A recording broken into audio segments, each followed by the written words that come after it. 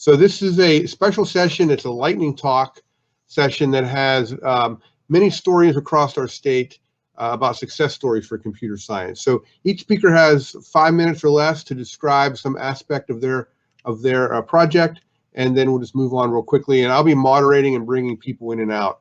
So this will be the order for this session. There's about 13 talks. So you'll see the speakers on the left and the titles on the right. We're going to go ahead down the line. So Amanda is up next, but she may be over still in the app challenge. So we may need to bring Amanda back at a different time. And then we'll jump to Mohammed, Tammy. So you see down the list there. We'll go, and I'll keep bringing this up on occasion for the order and so on. So I had Amanda next up, but I don't see Amanda here. So I see Mohammed here. So I'm going to go ahead and pull Mohammed in, and he'll be able to give his talk and also share his slides.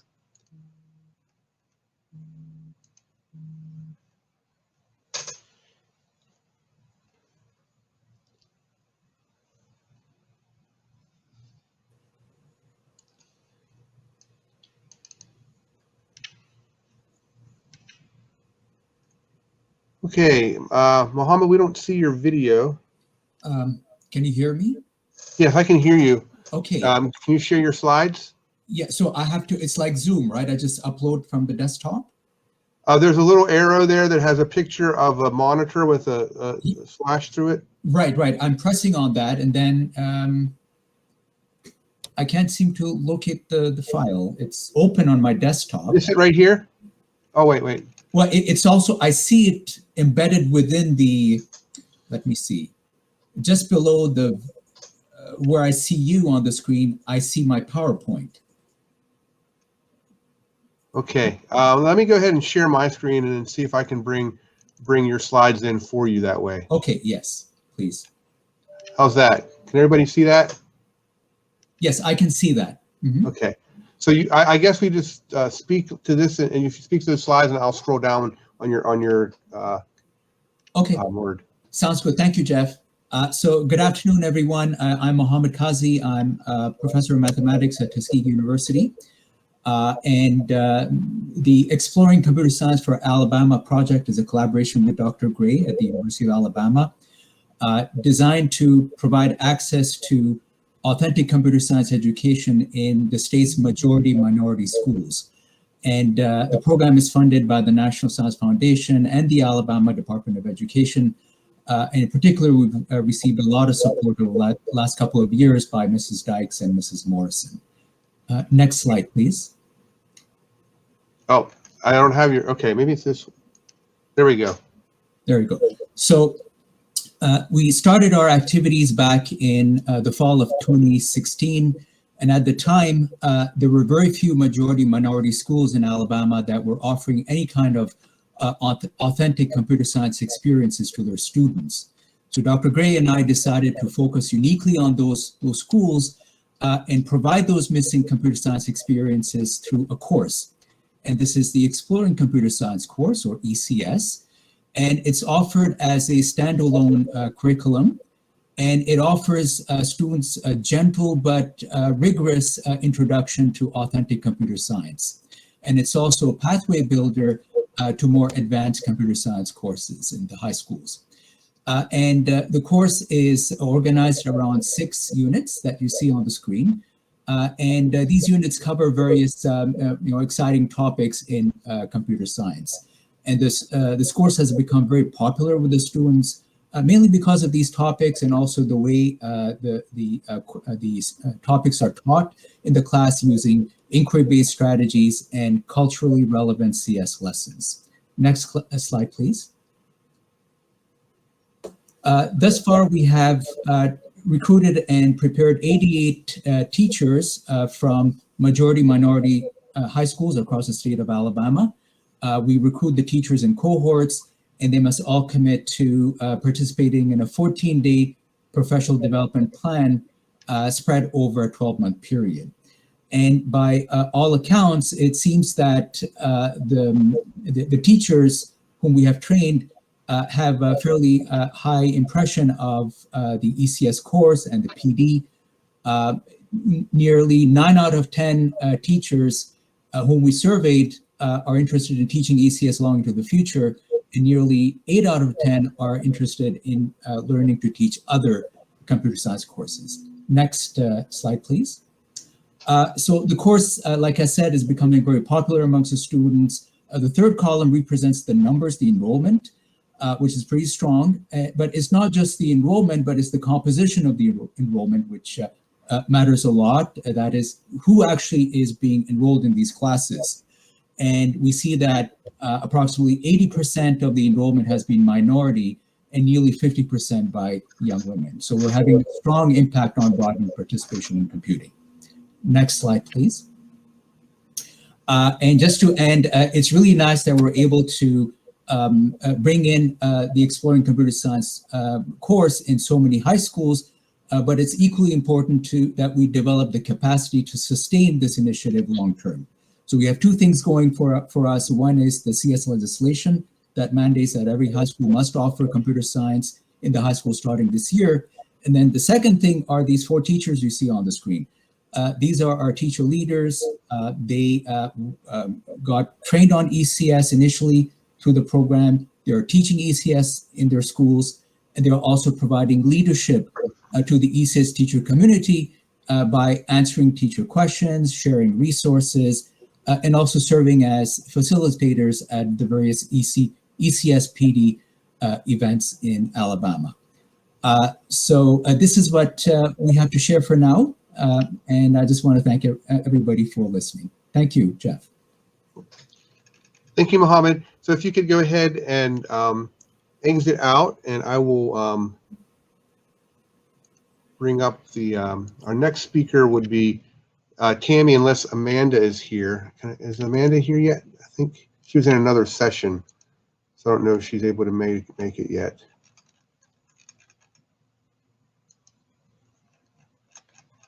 I can't tell if Amanda's here.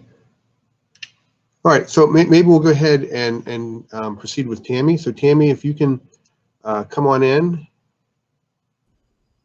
Hello, everybody. Hi, Tammy. Can you share your slides? Can.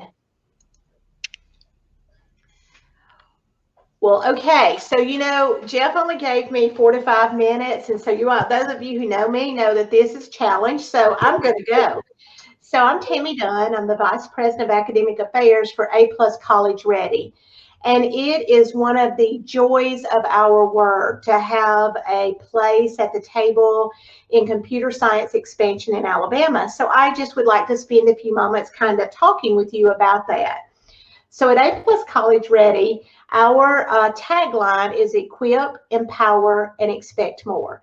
So our mission as an organization is to equip teachers with the training, and for our program teachers, the equipment they need, to empower them then to hold Alabama students to very high expectations, to expect more from them. So we started in 2008. A+ College Ready was born to manage a $13.2 million grant from the National Math and Science Initiative to science and English in Alabama. And Mary Bone was our first president. And then and Jeff can probably tell you the exact year, somewhere around 2016, Jeff Gray meets our first president, Mary Bone. And for those of you who know one or both of them, that is a cataclysmic event. Both of them do not see limits, both of them do not see barriers, and both of them have enormous passion for students in Alabama and their success, and believe in students in Alabama.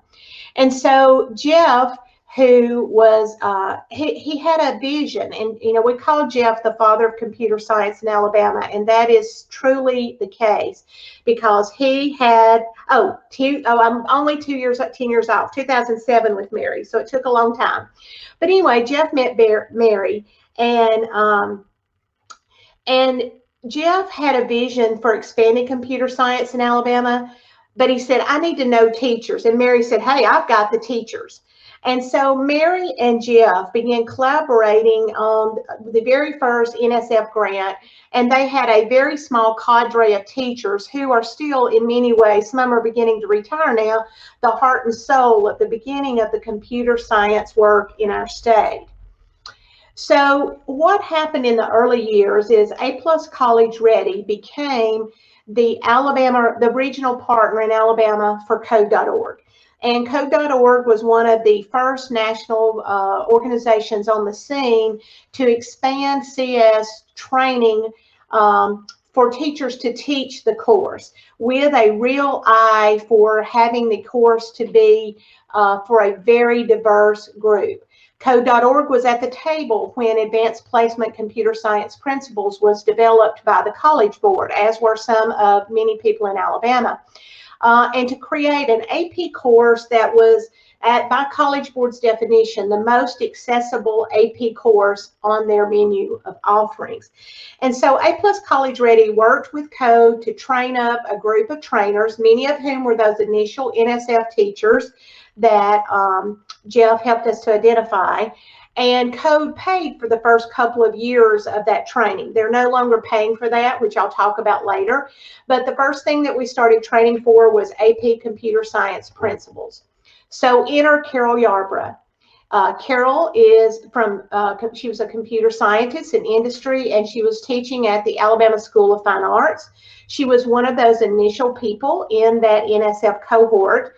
And Mary touted Carol's expertise, and she joined the A+ College Ready team as a part-time member and became an AP Computer Science content specialist to advise on matters related to computer science. But as it grew, we needed more of Carol. And so Carol joined our staff full-time for many years, taking care of computer science for K through 12. And then, of course, you all know that we have legislation. And by the way, A+ College Ready was privileged to be at the table of the Computer Science Task Force as this legislation was being drafted. We were fortunate to be at the table for the development of the digital literacy computer science standards. But when legislation was passed requiring computer science courses in every high school, which was 2 years ago, and middle school next year, last year, and elementary school next year, or this current year for middle school, excuse me. When we got to that point, we knew that there was going to be a heavy lift in training Alabama teachers to empower our schools to have a qualified person standing in each of those classrooms.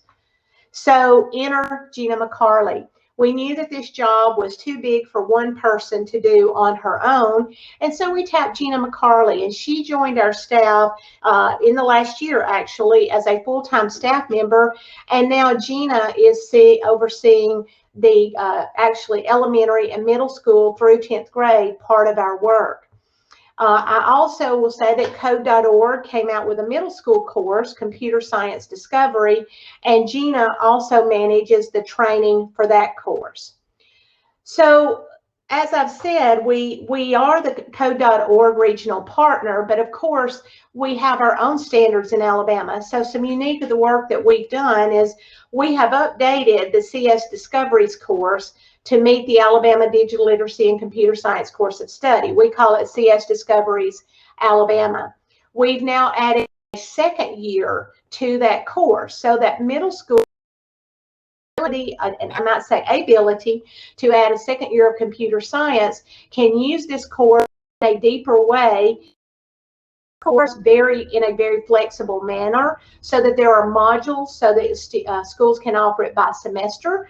Schools could even offer it by 9 weeks, and I'm talking about all for 2 years. So I encourage you to think about CS Discoveries Alabama and the second year progression for your school.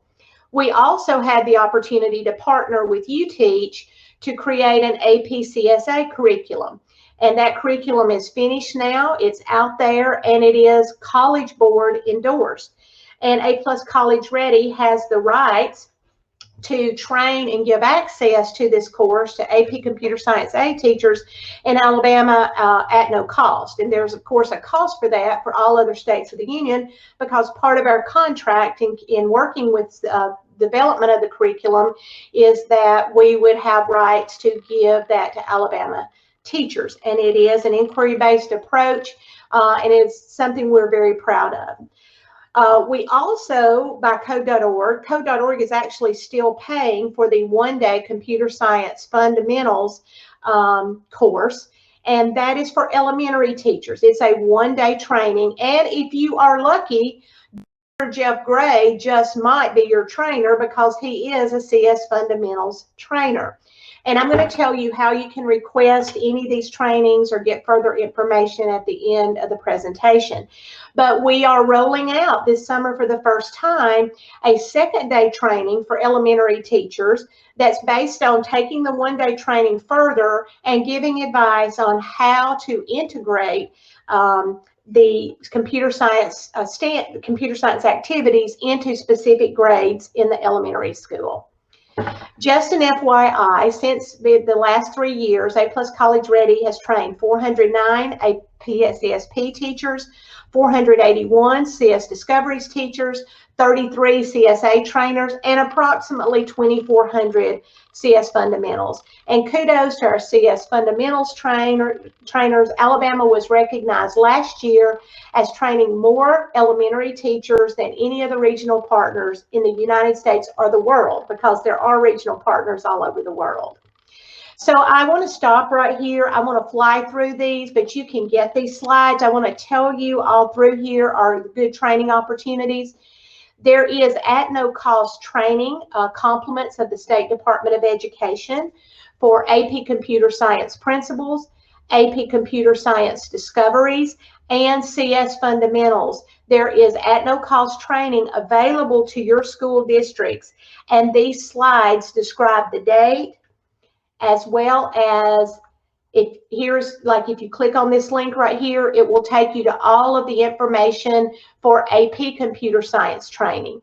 Here is the CS Discoveries Alabama. If you click on this link, it tells you all the information for CS Discoveries Alabama training. And finally, here is the elementary description, and here is a link to go to that training. So here's who you can contact. And again, I know I'm past my time probably, Jeff. I'm trying to hurry. But if you want more information, and I will put our emails in the chat box, please feel free to contact us. Let's continue to expand CS Alabama so that all students in our state have access to computer science. Thank you, Tammy. Amanda, I think you're with us. Can you do the dashboard talk now?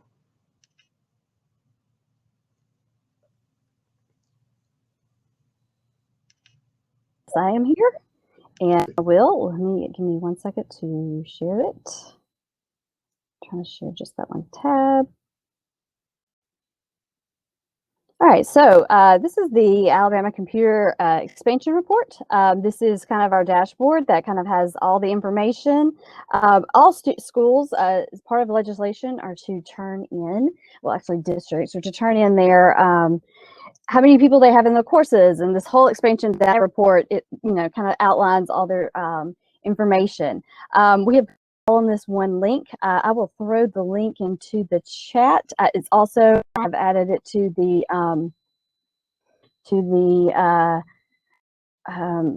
resource tab as well. So, but if you go here and view the summary report, this is just a PDF that gives. It's a PDF that gives kind of a summary from kind of that's on this dashboard. If you click here, it'll give you an individual school information, and you can find each district, you can find them, and then you can actually pull up PDFs from each school in that district. If you kind of want a paper copy or just see more information. But the dashboard down here, as you can see, we have a dashboard. Let's see if I can fit it all into one. Apparently not, but that kind of gets it all in the one screen. So you can see on here, this says right now we're at all, and it has all the state. It talks about all high schools, how many high schools and middle schools have students with computer science enrolled. How many students? We've got student information. We also have teacher information, what teachers got professional this summer, and it also has last year's AP exam information. Now this is what the districts have turned in. This is their data, so if there are some things that are maybe a little bit different, it's because that's what but we kind of went back and tried to check it and try to match it and try to make it, make sure it was pretty accurate. So if I did choose it, I can choose a county, and it will show me all the districts. This county has one district in there. Oh, it does. It has 2 districts in there. I could choose one of the districts inside that county, and then we can see kind of how school district is. Then I could even take it and go even, and I can find a high school and see how many computer science courses they have enrolled in that class as well. And so then when you're finished, you can always come back and you can click this button and it'll clear the dashboard. So this is available. It is out there, available for every part of the, clear? It's supposed to be cleared. There it goes. This part of it had to, all this information had to be made public, and that is. So I'll stop sharing and let the next person. Thank you.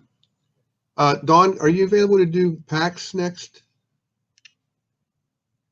If you can you hit the blue upper button? Or Amber, are you available? Amber Pope? There's a should be a blue button in the upper top where you ask for permission to speak. So if either Amber or Dawn could come on, we can move on with either of you as the next speaker. Oh. Okay, Becky, yeah, Amber, if you can come on, if you hit, there's a upper right button, I think you should see to be able to come on as a speaker. Share your audio and video.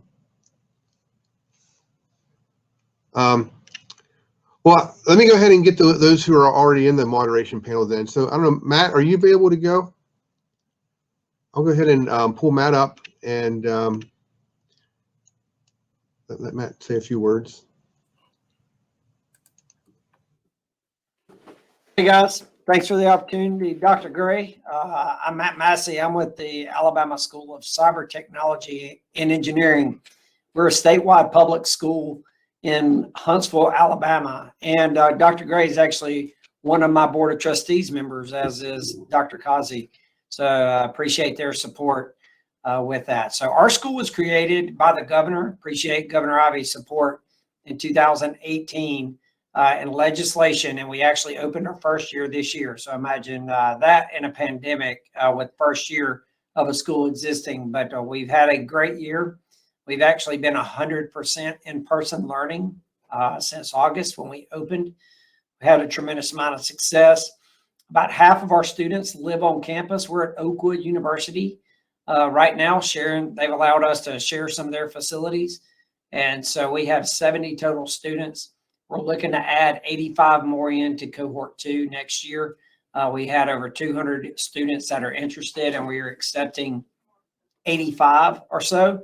We actually just opened up an additional few slots for 10th graders. We were going to kind of on the border to target 9th or 10th graders. So if you know any current 9th graders, students that you think would be a great fit for our school, you can direct them to our application portal. It's just going to be open for a couple more weeks.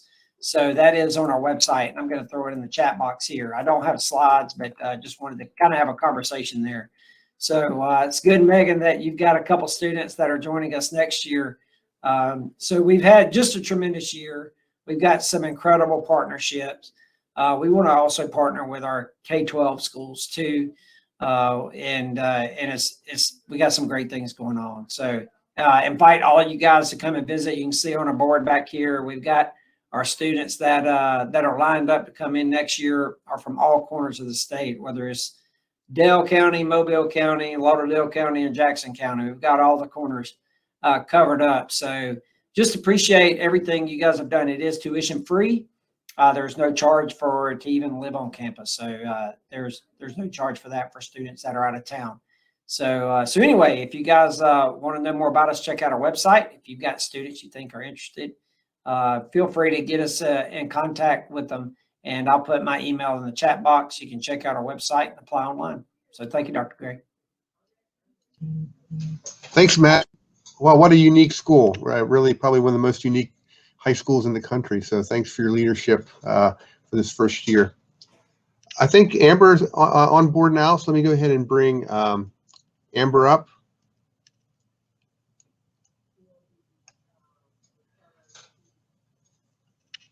Do I need to leave, Dr. Gray? Yeah, Matt, if you could go ahead and hit the, I think it's up in the upper right corner. Okay. Yes. Oh, awesome. Okay, so I'm going to share my slides very quickly and just to get started. So I'm happy to see a lot of familiar faces here today. My name is Amber Pope, and I am the regional manager, one of the regional managers here in Alabama for the Microsoft Teals program. And one of the things that I'm really excited to talk about is just how remote volunteers can have a huge impact on computer science instruction in rural Alabama schools specifically. So if you haven't heard of the Teals program, we are part of Microsoft Philanthropies. We're in the Philanthropies division. We don't sell things. It doesn't cost anything for schools. And we've been doing this for about 10 years, and we help high schools across the US and now in BC, Canada to build equitable, inclusive computer science programs in high schools. And so we've worked with I've seen lots of familiar faces here today. One of my volunteers, Prathama, is actually here in the room as well. So what we do is we help classroom teachers learn how to teach computer science on their own by pairing them with industry volunteers and proven curricula. So we have some curricula that we have developed in conjunction with UC Berkeley and the University of Washington, but we also work with other partner curriculums. So if you're doing AP Computer Science Principles with Code.org, like what Tammy was talking about, or their wonderful new UTeach APCSA curriculum, those are also curricula that we can support with volunteers. And we focus on engaging students who have historically been excluded from learning computer science, but either because of race, gender, geography, and because we know that that is going to be a huge skill set that is needed for any job in the future. And so we want to make sure that all students have access to computer science. So LaTanya Johnson, who I have seen in some of the sessions today, she is just an absolute gem of a CS teacher, and she's also the librarian at Sumter Central High School in York, Alabama, that's down in Sumter County. And she's been partnering with us for the last couple of years remotely. And so she has volunteers from, most of them are from California, but one is from Texas. And so they remote in, and every day that she offers the class, they are they're teaching the students alongside her. And so they're there to help with labs, they're there to help assist with grading, assist with her learning the curriculum. And some of the things that she told me about her experience, especially this year in the middle of the pandemic, enthusiastic and personable. Her students and their interests. The volunteers, some of them happen to live like in the Bay Area, and they work for Google, they work for Facebook. I have one from Tesla, and so they're able to share a non-local perspective with students who may have never left their home state or their county or their town. Her team has been able to bring in guest speakers from companies like Google for student Q&A sessions, and we work those in, call them culture days. And then all of our volunteers are trained to use best practices for remote teaching, and so that way they can keep students engaged and interacting. I want to stress that it is not a sit and get, it is not sit and listen to a lecture time. It is interactive, it's breakout rooms, it's student sharing screens, and all of that. So that's just a quick note about one teacher's experience here in Alabama. So this is Satya Nadella. If you don't know who he is, he's CEO of Microsoft. And last summer, he came out with an announcement, and this was a part of that. He said that we will expand our skills work to help Black and African American students and adults develop the skills needed to succeed in the digital economy. And part of that was expanding the Microsoft Teals programs to more schools that serve primarily Black and African American students. And so as a part of that commitment, Teals is expanding. We've historically been mostly in the Birmingham metro area, expanding out to like Shelby County, growing that. The local volunteers were. But now that we've got, this pledge that Microsoft has made, there's a huge push for us to expand into Alabama's Black Belt counties so that we can reach those schools that in the past have been historically excluded from opportunities like this. Thankfully, had an influx of funding, from the CARES Act to be able to improve infrastructure, and that this is a real possibility for them now to be able to support remote instruction through the TEALS program. So in an effort to support that initiative, we are continuing to accept partnership applications from schools in Alabama's Black Belt counties through the end of April. So I know that's coming up soon. This is that, Friday would be the day. But the next step, if you are interested in applying your school to be a TEALS partner school, is to visit this website, aka.ms/TEALS School App AL. And then if you have any questions about the application or just want to talk more about it, you can feel free to reach out to me. There we go. Me or Forte, who is also here today. She is the other regional manager here in Alabama. And so and at the very least, if you can help us spread the word, if you know of a school that would benefit from a TEALS partnership, please let them know about the opportunity. It's really hard. You would think that with a name like Microsoft, we can get the word out to everyone, but unfortunately, they think we're selling something. So it's completely free for schools. It's one of those things that sounds a little too good to be true, but I promise it isn't, and I wouldn't be here talking about it if it was. You can find more at our website, microsoft.com/TEALS. And then if you fill out our contact form, if you forget our emails, then it'll take you, it'll send that information to us as well. So that's all for me.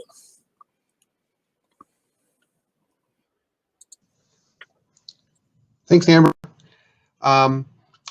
We have a few volunteers, TEALS volunteers with us here, so it's great to hear all the experience. And if you didn't catch on the chat, welcome to Sarah Dunton. She's visiting us. She's the ESEP Alliance Director, and ESEP was the funder of our first summit a few years ago. I don't have anyone else in moderate. Let me see. Okay, Dr. Bartel's here, so I'm going to go ahead and bring Dr. Bartel up. Hey, all right, let me see. Let me share my screen.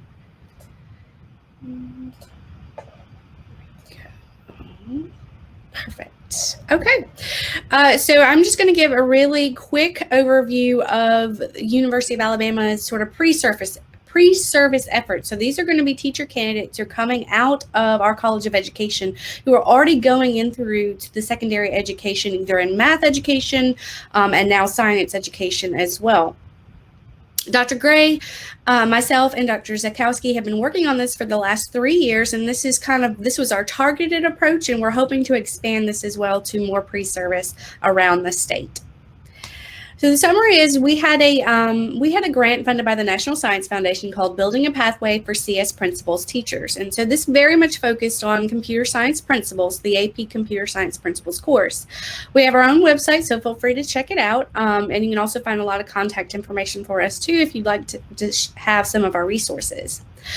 Our shortened goal was that we really just wanted to expand the availability of computer science educators in the pipeline to get into once they graduated.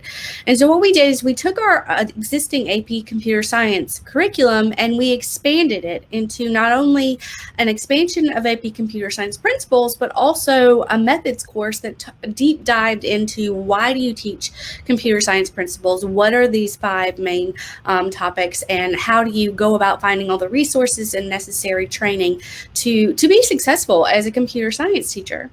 So we piloted this across about 2, actually 3 years of students in our own University of Alabama Computer College of Education, SEMA, so Secondary Education Math, teachers. And we felt like over the last 2 to 3 years, we've been able to find a really good, sustainable, and scalable model. In fact, that's what we're hoping to do here again as we put in for another National Science Foundation grant.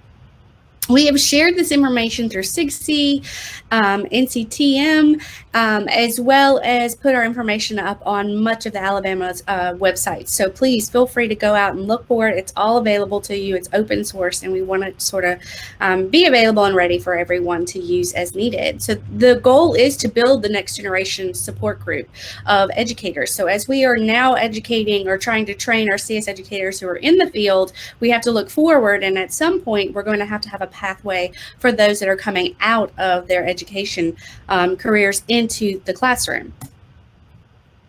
And this is just a little bit of a breakdown of kind of where we focused. So we had a lot of face-to-face meetings. This was not virtual until COVID. And so we actually did a lot of face-to-face meetings. We actually brought in tons of board advisors, on the ground sort of influencers with AP computer science across the state. We were trying to get our students not only aware of computer science principles, but connected, because it's important to be able to have sort of those roots and those connections as you're moving into your first year teaching. And so we would have tons of discussions with State Department representatives. We had someone from the governor's office, of course, and then we also had educational technology state administrators come in as well. And so all of that was sort of just building that foundation. We required our students to actually go in and observe local CSP teachers as well, so that they could see what it would look like in a day-to-day setting for the computer science principles. We finally required them to do either an APSI, so a Summer Institute for CSP, or, as I'm about to go forward, we actually moved forward and offered them their own praxis prep program. We partnered with the University of Texas, so we teach CS program, which has been in development since 2015, and they've taught over 500, and this was last year, the year before statistics, so it's probably much more than that. And they have a proven record of being able to successfully prep and efficiently prep teachers to take and pass the praxis. And as you see from some of our notes down there, and I know it's a little hard to read, but we actually saw continually that our pre-service teachers outperformed a lot of our in-service teachers that also took the praxis prep along with us in the summer months that we decided to do this. And it's a 6-week program that we do. However, you can do it again at your own pace depending on how you need to. So what we feel is that this program is definitely a good resource for pre-service teachers who are getting 180 to almost 200 hours of PD if you think about the entire time they're going through their education, their 4 years of college, along with our computer science sort of put in there with it. So that is it, because you told me 5 minutes, so I wanted to stay at my 5 minutes. Okay, thank you. I did want to be scolded, so. Thank you very much. You're welcome. Okay, I think Candace can come on next. Hello, hello. Welcome, everyone. I am just going to pull up my slides really quickly.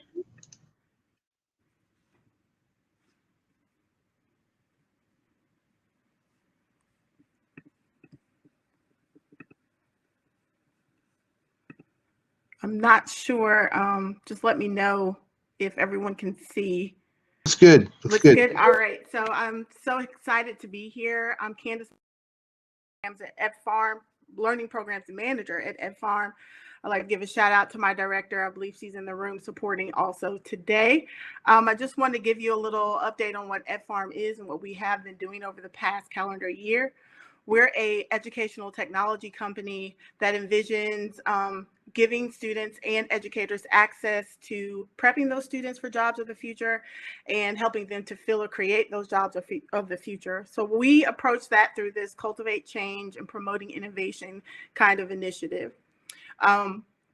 We work toward increasing educational equity. We are working toward launching or creating access to curriculum that forwards the initiative of computer science education. We're in schools offering devices. We've supported teachers as they implement CS courses, and that's in that K-12 arena. When the pandemic hit, we were in classrooms supporting AP teachers in the Jackson, Olin, and Winona Birmingham City school system feeder patterns. We've implemented summer programming and within school programming for educators and for students to get them into technology and CS education. We're working toward preparing, of course, that future tech workforce, and that also includes access to CS education. We have several programs and projects under our umbrella, but what we're most proud about is our student fellow, teacher fellow programs and our code clubs. These are just a few of the applications or a few of the projects that we have up and running. But I'm going to spend a little bit of time touching on that Code Club, Student Fellow, and Teacher Fellow programming, because I think that most applies here. Our Code Clubs had a soft launch this summer and in the spring and into the fall, and we found that there was a need for just access for students to get in and learn a little bit about coding and get their feet wet. Through our Code Clubs, we've reached well over 500 students, got them into the Swift Playgrounds applications, which is Swift program-based coding on the Apple iOS system, and allowing them to kind of, through a gamified program, get in and learn the basics of coding. So they're problem solving, they're working collaboratively, they're working on those basic CS skills in a virtual coding environment along with our instructors. We use the Everyone Can Code Adventures curriculum infused with the Everyone Can Create curriculum. Students get into the playground and they're coding that very first day, learning about basic CS concepts. In addition to our Code Clubs, we have our Teacher Fellow program.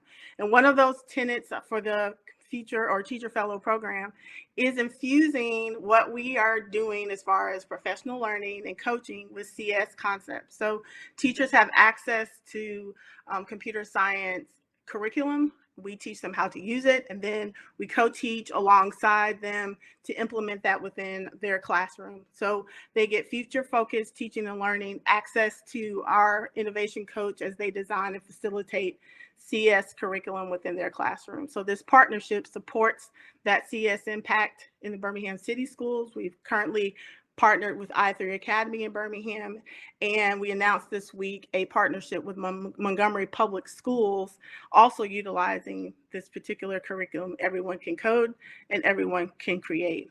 Our student or teacher fellows are rocking and rolling. We implement CS education across curriculum. On your left, you'll see one of our teacher fellows. She's an art teacher, and she's taken on that CS curriculum and implemented it there in elementary school within her art programming. One of our proudest of prouds is Portia Warren. She is also a elementary teacher, and she's been implementing CS programming within her classroom. We have teachers who are part of the cohort that have not only taken that CS curriculum, but also used it to implement other technology within their school. So they are growing as teacher leaders as they are exposed to this CS curriculum. We, of course, have been on the ground for 2 years within Birmingham City, but officially launched in February of last year with a visit from Tim Cook. You can see our Oxmoor Valley students talking about learning and technology implementation there at Oxmoor Valley in Birmingham City. So we're super proud of what our students are able to do as they learn CS curriculum and they're growing. So everything that we do is under the umbrella of Code, Create, Community, and Cultivate Change. And we support our teacher fellows in an introduction of CS content, integration, and innovation as they begin to build out what that CS implementation and creativity or innovation looks like within their classroom. We come along and support. And so that I meet that 5-minute timeline, I'm going to stop here. And if you have any questions about what EdFarm can do within your district or school and any programming, I'm going to also drop that in the chat. And I will stop sharing now. Great job. Thanks, Candace. Great to hear the work you're doing at EdFarm. I think we'll have David come up next, and then Kathy, and then Cynthia. So David, yeah, there we go. Okay, thank you. Awesome. Let me see if I can get my presentation up here. All right. Okay, hopefully you can see that. Thanks everybody. It's been great listening to all the stories and seeing some familiar faces today. So that's really awesome too. A lot of you might have already seen Fury Labs. We are sparking joy with Python code and robotics. So I'm going to talk just a little bit about our experiences over the past few months of sparking joy in a strange time. So we're based in Madison, Alabama. So we are an ed tech company that's founded right here in our state. And we are laser focused on computer science education and physical computing. So right now we're using Python programming to carry that into the classroom, and we have over 170 schools across Alabama and 85 school districts. We like to say we're sharing our passion for CS and technology, research and development with students everywhere. We are a group of engineers from industry and have partnered with educators to try to bring really cool stuff to our students. So yes, you can spark joy. You know, as you guys have seen, if you're in the classroom, students are so engaged. You know, when we offer them the chance to really get into this and really write some code, and those are the kind of smiles we want to see. Lately, it's been more the masked smiles that we've seen when we've been fortunate enough to be in person. But it's awesome, and we're going to talk a little bit. I wanted to talk to you guys a little bit about what we think are some of the ingredients to sparking that joy. So of course it starts with really awesome teachers, and and with all the work that's been talked about, you know, for doing pre-service professional development and you know, in-service professional development, and all the things that we know we need to do to get our teachers empowered. That's what we're really trying to do as well with our with the curriculum and our efforts at doing training and partnering with you guys. We really think authenticity is huge. It's a huge part of our approach to this. And I'll tell you what I mean by that here in the next couple of slides. For one, and you know, it takes a village, and it takes a lot of different I think approaches to kind of really reach all the students that we can. And you know, as a technologist myself, I've for years wanted to figure out, how do we get more women in technology? How do we get more of all the underrepresented groups? You know, we can see, you know, as you go through industry, you can see that the disparity, right? And we know we need to fix this. So one of the ways that we're doing it is by not giving them toy-like things. So we are about real circuits. We, you know, our products are, you know, the hardware is open. They can we actually publish our schematics and show the kids exactly what they're working with. And so it's like, what's inside of your cell phone is not magic. It's actually something you can understand and you can have control over. So you know, we like to say we want to make students creators of technology, not just consumers. So, you know, another way, how do you spark joy? How do you bring that authenticity? It's with real relevant problems. So when we get into the classroom, and as the curriculum that is built into our products, it's all very connected to real world things. So we definitely want to always have a project-based, problem-based approach. And I think that's something that's really paid dividends for us, and connecting it back to this so many ways that students don't even think about, you know, that computer science impacts their lives. So so that's a big part of it as well. And you know, another kind of linchpin, I guess, from our standpoint of the authenticity is to be able to tell the students, hey, you know, that line of code you just wrote, that Python code, that's career ready. You know, you could go get a job writing that exact code. And so it surprised me, I think, when we first started this about 3 years ago, that even, you know, middle schoolers really appreciated that. You know, they're not really thinking about careers, or I didn't think they were, but this is like grown-up stuff, you know, and so it's more meaningful that way. And we see students getting addicted on it. You know, they catch the bug when they start being able to express themselves through code. And so that's a big part of how that authenticity really plays forward.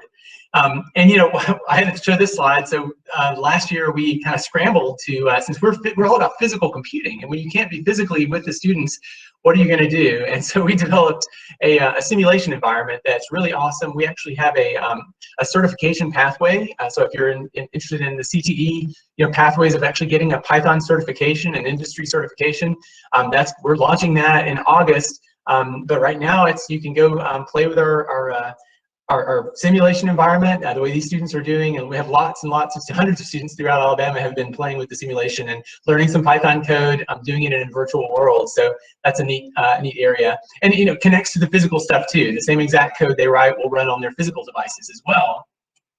Can we go forward? A couple of really great quotes. There's so many, and it really touches me. Over the past couple of months, hearing from a couple of different teachers about special ed students, and how just being able to get in there and actually write some lines of code has just boosted the confidence and really it's surprisingly impactful. At least to me, it was surprising, and it's really amazing. So it's one of the joys that we have of doing this work.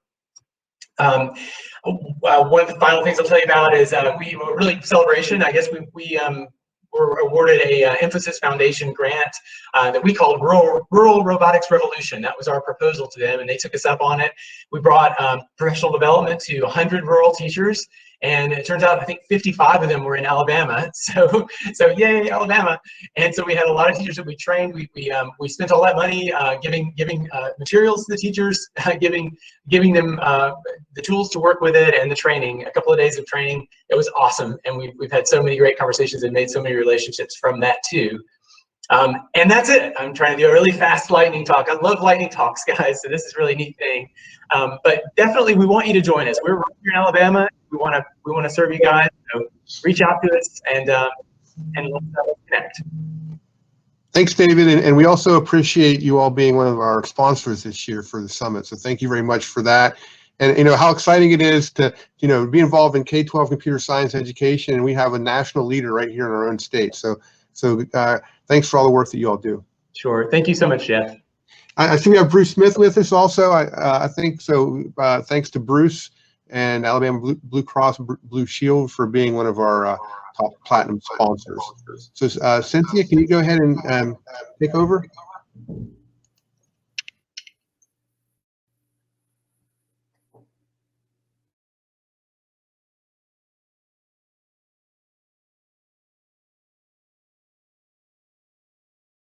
It's not doing it.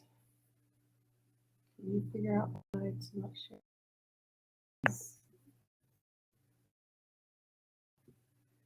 Remember this decision.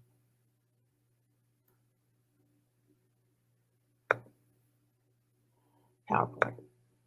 There we go. We may have your slides. Are you able to get to them, or you would like us to show them? Yes. Yes, we are able to. Let me see if I can find them. They're right under Posie's, but we're trying to get them to share. It says don't share. When I click on,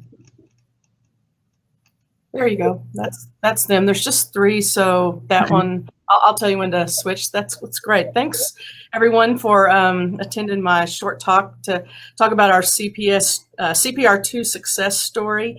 If you're a 7th or 8th grade math teacher or know some of them, then I have an opportunity to tell you about that I hope you'll pass on. I'm a math educator at UNA, and for about 10 years, I've worked on the CPR2 instructional model with other math and CS professors and regional teachers and administrators. CPR2 stands for a collaborative partnership to teach mathematical reasoning through computer programming. And we're excited to share what CPR2 is up to this summer. So next slide. This summer, we're looking for 7th and 8th grade math and computer science teachers to participate in our program. Our CPR2 team of researchers and teachers and school district leaders are going to continue our work to develop lessons, and we'd like for 7th and 8th grade teachers to join us in this as we continue to develop, implement, and test lessons that use programming in math and computer science classrooms. The goal is to push students to make generalizations and represent them abstractly and learn to program in the process. So we've been awarded an NSF STEMC K-12 grant, and the goal is to determine if the CPR2 instructional design really works, and if learning to write many programs, many like small ones, that mimic the way we think about a math concept does improve reasoning skills such as abstraction and generalization. So next slide. So here is the opportunity. It's we have a CPR2 Summer Institute 2021 for 57th and 8th grade teachers who will participate either the experimental or control groups. The experimental group will meet virtually on these dates, June 1 through 4, 8, 15, 22, and 29 from 1 to 4 p.m. Central Time. So in summary, our team has developed this explicit method for teaching generalization that's intended for learners with no background in programming or mathematical argumentation.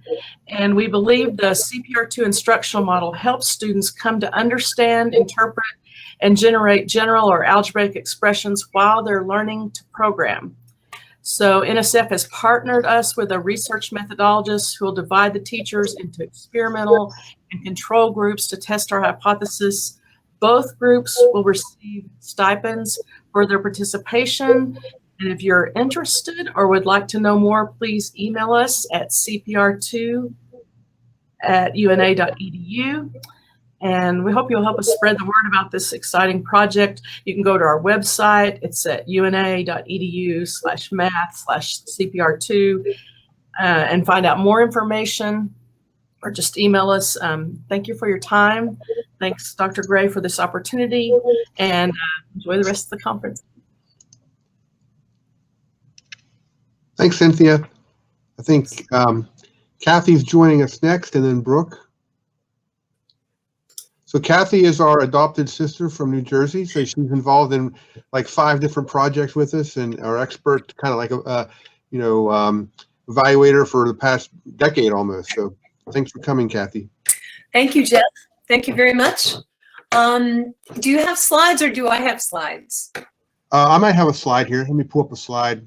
Okay, great. Let's see.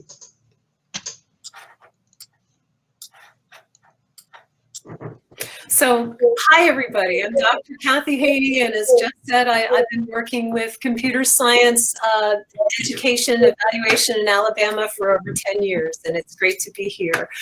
Today I'm just going to try to squeeze into the 5 minutes a little introduction to the PACS project, which is called Pathways for Alabama Computer Science. It is a statewide computer science pathway for students and high schools and students, and this pathway allows schools to get coherent and coordinated training in exploring computer science, counselors for computing, Algebra 1 with Bootstrap added to it, and then the You Teach curriculum in AP computer science principles. And schools receive this training over a period of as much as 3 years if you want. There's research attached to this, which is really exciting. The funding comes through the federal government. It's an Education Innovation Research Grant of $4 million from the U.S. Department of Education. The program director of PACS is the Alabama State Department of Education, Don Morrison, the educational administrator. Our PACS partners include Dr. Jeff Gray and Dr. Jeremy Zelkowski and Dr. Rebecca Adam-Bartel from University of Alabama, as well as Dr. Mohammed Qazi from Tuskegee University. As I said, I'm Dr. Kathy Haney from Haney Research and Evaluation. My group is directing the research and external evaluation for the project. A+ College Ready supports PACS in collaborating and advising on professional development work and teacher professional trajectories. And finally, AMSTE supports our Alabama educators and students in STEM and provides regional coaching for the PACS teachers. So why is this important? Well, PACS was developed for the purpose of advancing students' skills, not only in computer science, but advancing their computational thinking, how they think in terms of algorithms, decomposition, pattern recognition. All these really, really important 21st century skills are built into the sequence of PACS courses, and also in conjunction with the counselors who get involved in PACS. There's graduate credit for these CS courses that get put into the schools, and helping students prepare for a dynamic STEM workforce. As you probably know or may not know, that computing is now 62% of the newly created job openings in 2020. And there's a lot of great stuff going on in Alabama, as many of you know. Huntsville, automobiles, airplanes, televisions, everything being unfolding in the Alabama area. Google, Mercedes, Facebook shipped, unveiling some plans to headquarter in Birmingham. So lots of development in Alabama that will use these computer science skills for your students. And again, the Pathways for Alabama Computer Science Project, we provide training to the teachers. We provide training to a counselor that's selected to be involved with PACS, new computer science courses into the schools, and also APCS principals summer preparation for students. And what's particularly unique to PACS is working with school-based teams. So a team of a couple of teachers and a counselor and an administrator to really envision in your high school those computer science pathways and how those can benefit your students. So if you have any questions, you can get in touch with Jeff Gray or myself or Don Morrison, Amanda Dykes. Any of us would be happy to answer questions. One email that will be useful, and I'll put it in the chat, is researchforpacs@gmail.com if you have any questions about the research or evaluation with PACS. So perhaps I've won back a minute or two, or maybe I've gone over. I have no idea, but that's what I have to say for now. Thanks, Kathy, for filling in. We appreciate it. And we'll get you down here next summer for sure. Absolutely. Okay, I think Brooke is up next. Brooke, I don't have you in the moderation panel. Can you hit the upper blue button about sharing your video? There we go. Okay, it's all yours. Okay, let's see. I'm trying to, how do I get my slides to show up? The little, looks like a monitor there with a red arrow going through it. Do you see that? Yes.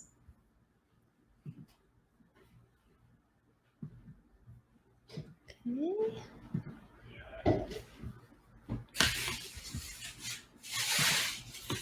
Well,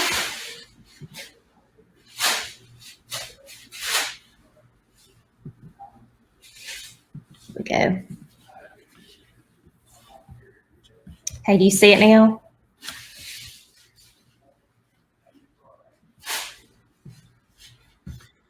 Uh-huh. Okay, great. I'm Brooke Morgan. As he said, I'm the coordinator for innovative learning with Talladega County Schools. And I'm excited to share a project that we have had going on for 3 years now with Digital Promise. We had, I'm trying to advance the slides here.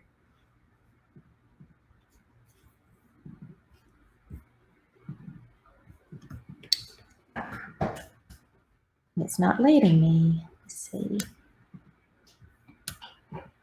Okay, so I'm Brooke Morgan, as I said again, and I wanted to talk about our collaborative with Digital Promise on computational thinking. 3 years ago, we received a $1 million grant with 2 other districts in the nation, one in Chicago area and one in Iowa City.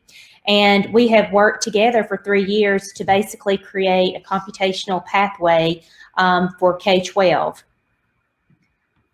Our goals of this were to study and improve computational pathways. We had to first determine our core computational thinking competencies by grade bands.